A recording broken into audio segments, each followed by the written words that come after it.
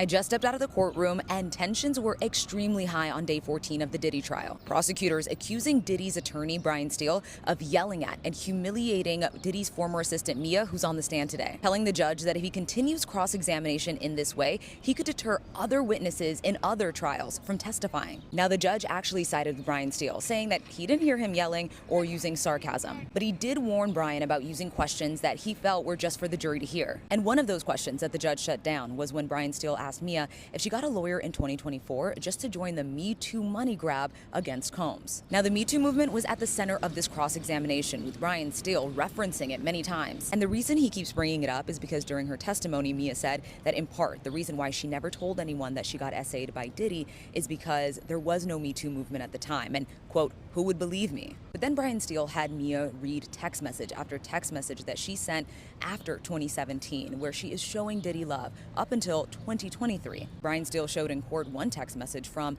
November 4th of 2023, just 2 weeks before Cassie filed her bombshell lawsuit in which Mia was wishing Diddy a happy birthday. Now, Mia says she has no recollection of this text message. In this text message, Mia includes a picture of her and Diddy's wearing some sort of Santa costume, and he is grabbing his private parts, and Mia is in a tutu standing right next to him. But it was during a brief break, probably 2.5 hours into the cross-examination, that prosecutors lashed out at Brian Steele. This time, the jury is not in the courtroom.